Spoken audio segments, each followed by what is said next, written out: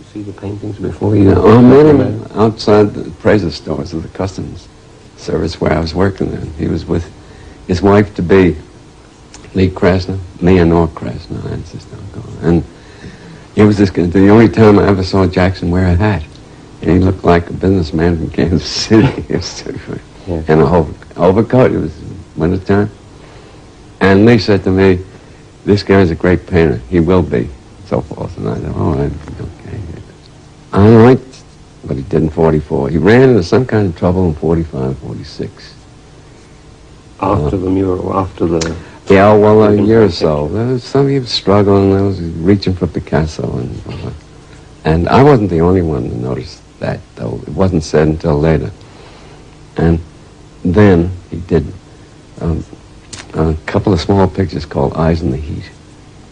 They're like finger painting. They actually painted straight out of the tube. He put the nozzle of the tube right to the canvas, and I said, that's it. Did you tell him that? Yeah, I'd always said, visit him, I like this, I don't like that, and so forth. And then in the summer of 47, it was, then the first spatter drip poured paintings came. But I thought he was a great painter before that. The one thing I wanted to quote to you and ask you about, because it seems close in language to things you said about him at the time, was the statement of purpose he did for the Guggenheim Award in 47. "I intend to paint large movable pictures which will function between the easel and the mural. I believe the easel picture to be a dying form, and the tendency of modern feeling is towards the wall picture or mural.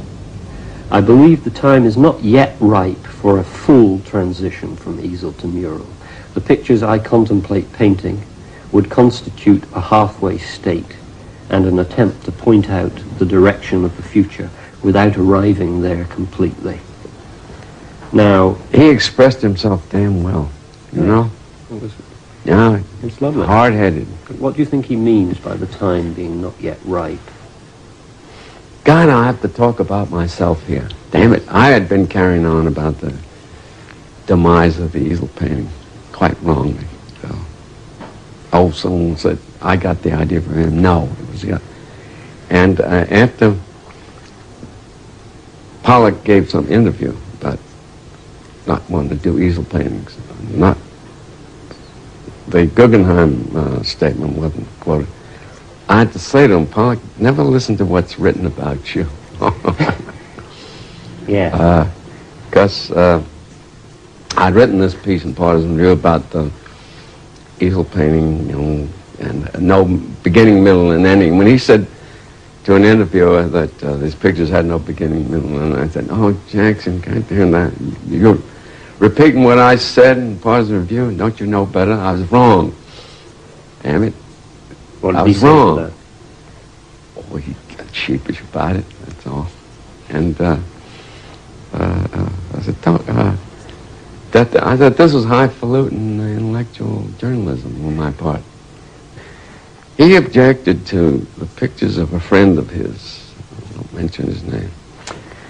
He said they were just easel paintings. And I knew what he meant. They were still easel paintings, but just easel paintings. Well, Pollock's own pictures remained easel paintings to the end. Even the so-called, the long ones, the friezes, which were very startling at the time. Now that other painters have done these long, narrow paintings. But at the time, and I remember calling them friezes, they were still easel paintings. And I was being one of those premature futurists, seeing crucial change or epochal change before it happened. The over anticipation of the future. Yes, but don't you think he saw that too, or don't you think he had a very strong sense of his pictures as being, he calls them a halfway state and an attempt to point out the direction of the future? Well, he knew better than I when he said that. And it is a fact that he wasn't painting murals. He knew that. And it is a fact that, on the other hand, we were objecting to cabinet pictures, as Herbert Reed called them. And that's the one felicitous thing that late Sir Herbert and there was a kind of a discontent with the cabinet picture, the tidy picture on an easel. And then in the next generation, that question seemed to get blown away. Yes. When you saw someone like Morris Lewis painting, or Olitsky or Nolan, and the question of the easel picture, the tidy picture on an easel that was all in control, disappeared. Now, in the 19th century, the French had painted way better pictures than bigger pictures than the Americans did. Better is a nice slip. And it wasn't a question of size, because Courbet's studio, which is a great, great picture, is a contained picture. And there's something about getting away from that contained, boxed thing, which is one reason Pollock painted on unstretched canvas, and why he painted so big. From time to time, he wanted to find his way to the edges of the picture, rather than start out with those edges being given, as they would have been on a stretched canvas. Bonnard had anticipated about that. Bonnard painted on unstretched canvas. Right. And then would cut out. Yes, I mean, it seems as though there's two strands in that statement. I mean, the one, that strand that away from the containment and orderliness of the Not easel orderly, picture. no. Good art is always orderly. Yes. All right. You find a new kind of order, that's all. Yes. Neatness, perhaps. It was what by then had become, especially since Cézanne. Cézanne had been more conscious of the shape of the format than anyone before. You know, repeating the shape of the picture, the shape of the canvas inside. And that had become, I mean, Cubism had driven that home. Yeah. And it was a breakout from synthetic Cubism, the contained picture, which until then had been, there was nothing wrong as such. Yeah. But for Pollock and others, it became a confining notion. That kind of well-made picture, you know, the well-madeness had to come from somewhere else. You time and again say in the 40s, right, that it seems as though, I mean, the main course of modern art is not a course which is all about the kind of desperation and violence and, you know, intense, morbid alienation, right, of modern experience. But these guys put art together in a kind of cooler, in some ways more ruthless, right, hedonistic way. Apollinian. Yes. Apollinian, you know.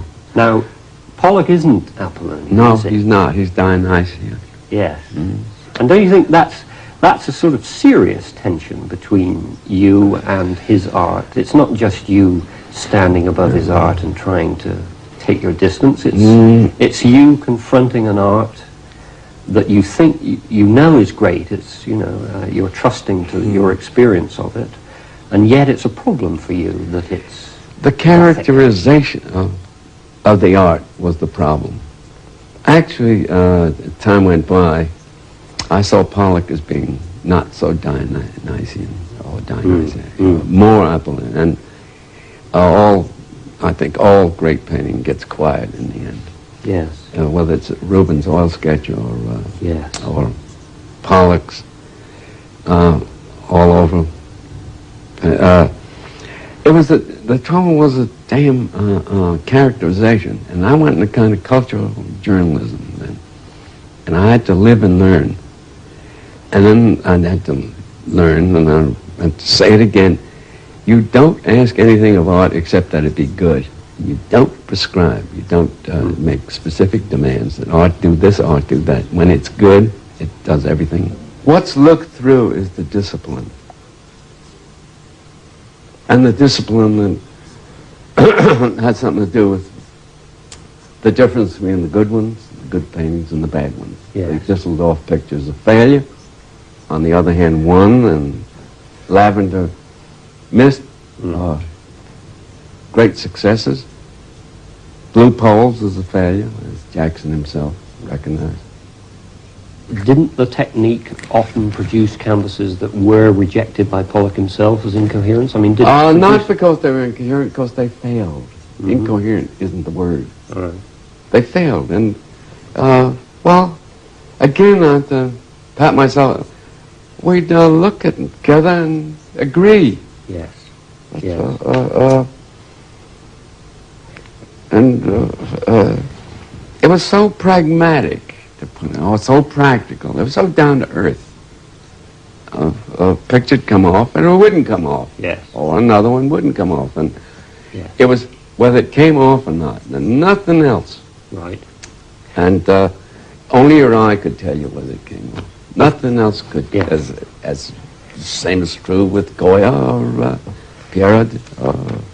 Only your eye could tell you. Of course, but I mean, this is leaving aside the fact that Pollock has pushed himself, or been led, right, into an arena where the picture coming off or not, right, is dependent on a very strange, exacerbated, risky set of procedures. No, that's melodrama.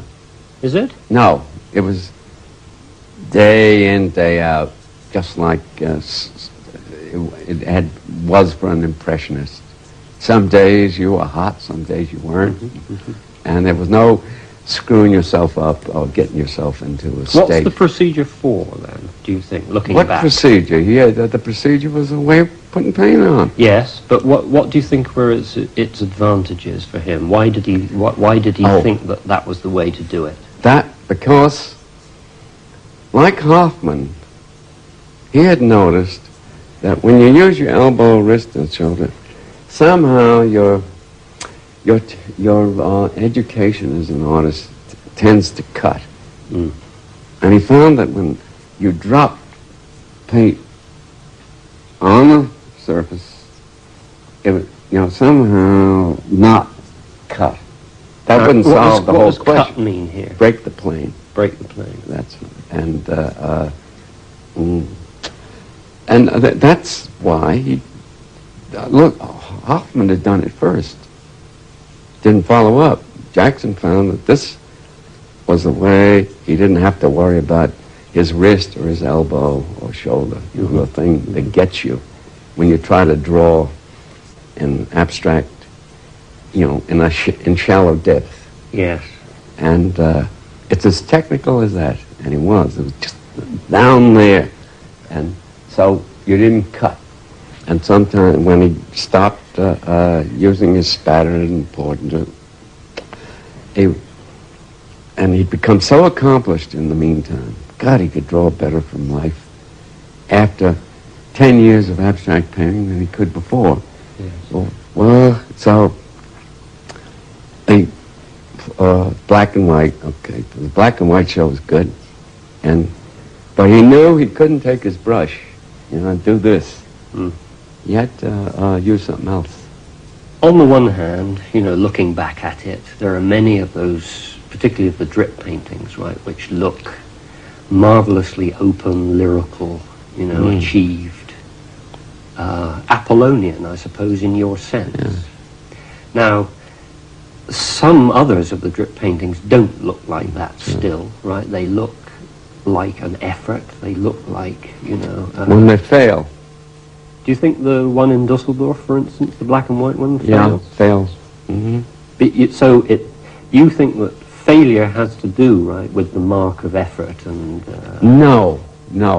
Nobody, no one, no, not Kant, not Schopenhauer, not Croce, has been able to say what makes a work of art succeed, what makes it fail.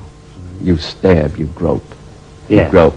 And, well, stab and grope in this case. I mean, well, what makes for failure in your view in those drip paintings? When the things don't sit. And look, Pollock himself would worry about the things that didn't sit.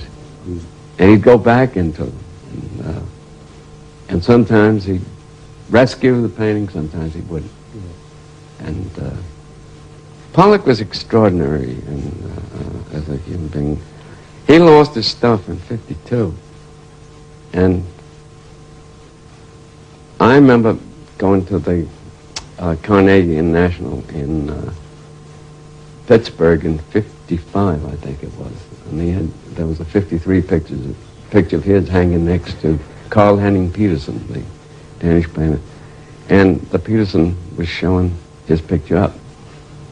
And I saw Jackson, said, "How did it look?" And I said, "No, it wasn't there." And he nodded. And the picture the Guggenheim has, Out of the Deep, I think, was on to something, and he just missed. And he didn't resent my saying that his pictures hadn't been so hot since '52. They felt so isolated. Unless you lived through those days, you can't imagine how alone these people felt. Yes. The fact that the Museum of Modern Art had bought a Pollock didn't affect that one bit.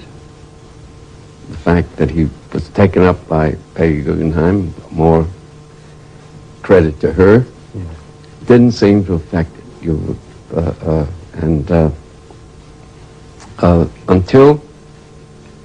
Until the mid-'50s, a little later, the isolation felt by those whom I consider the best artists of the time was, can you mitigate isolation? All right, it was unmitigated. Yes. And, no, that's changed. That's changed. The art boom took care of that. Yes. Now, famous artists are celebrities. Right. They wanted what we all want. Fame and money. Yes. And girls, too, I suppose, Yeah. according to Freud. So, really, they boil down to that. There's nothing wrong with wanting fame, girls, and money, right? I mean, it's what kind of fame, right? Fame with whom? Fame based on what kind of achievement? One knew where fame was. Fame was in the magazines, the papers, so you think they had straightforward art market ambitions, right? From start to finish? Art market ambitions, that's a bad way of putting it. They wanted to live better. Yes. As any normal human being does. Of course. They weren't mercenary. They wouldn't do a thing just in order to sell. Good God, no. That was unthinkable. And, but it became a question of, you couldn't dissolve your own anxieties, your own aspirations, so forth, in larger ones. It was your own art. Yeah. It was your own writing. You wanted to score, and you hoped to make a better living. And by God, watching people like Pollock and Smith and others live in those days, I had a job. You know, I'd see. It was tough. Yes. It was damn tough. He got notorious without being famous, and he would sell one picture a year for a while. Yeah. And living on Osorio's advances. Thank goodness for Alfonso. The kind of machinery of publicity, right, which already surrounded him to some extent at certain moments in his career, right? The name of photographs, the double-page spread with, you know, Jack the Dripper in Life magazine. What's all that about? Is that a play for a place in the market, or it wasn't Jackson's doing. It wasn't. It wasn't his doing. He didn't seek it. Good God, he was the last man on earth to push. Well, he sat lent for the himself photographs. to He it. sat for the Oh yes, well you were supposed to. What you do were you mean, supposed to. Well, this is the normal way of things. That if a magazine wanted to come around and make a fuss about you, you submitted. The name of things are rather more elaborate than that, aren't they? I mean, that's lending yourself to a very highly contrived iconography. Hans Nemeth was very much impressed by Pollock's art and by Pollock's personality. Yeah. And it was a more modest thing than you might imagine now. It wasn't with a big apparatus or anything. They were making an avant-garde movie, as it were. Yeah. What got in the way was the fact that his fellow artists, all through the 50s, felt that he was a freak painter, that it wasn't, properly speaking, art, that the real painters were de Kooning and Klein, that what Pollock did was not real painting. It was some freakish thing. Yeah. Now, in the last year of his life, and it was only in the last year of his life, when he came in to see his analyst, Pollock frequented Cedar Street Tavern. He was aware of this, that he wasn't thought to be a painter, properly speaking. But his all over, poured, drip, spattered matter was not real painting. It wasn't, I'd say, art school painting. And he was aware of that. Yes. He was aware of this feeling. And he was always drunk at Cedar Street Tavern. He'd carry on, and that was part of the reason he carried on. So you think he was more of an outsider in the New York scene than we realize in retrospect? That's right. It's only in retrospect that they put him in the Cedar Street Tavern, which he only visited in the last year of his life. He was never in the Cedar Street Tavern, no. Then Pollock, at the very end of his life, said, I didn't take enough look at Impressionists. The Impressionists had been out for 40 years. He said, I've got to go back and look at the Impressionists. That's what he said at the end of his life. Had he lived longer and stopped drinking, he would have recovered. No, because he wouldn't have lived without recovering. But damn, he had this romantic notion of an early death. You know, the people have that. And I know that sort of stuff, but he had that, and he was telling Lee where he wanted to be buried and so forth. Yeah. And all that. And he had a constitution is like a horse. There was nothing wrong with him. You know, there was nothing wrong with Pollock. With all his drinking, his liver was still there, and everything was still there. And this shit about where he wanted to be buried, I'd hear him like that romantic crap. Yeah, you know, death is an overrated literary idea. Yeah. Yeah, it's nice to think of yourself dying early. It sounds good, anyhow, but... So he was full of shit, like everybody else.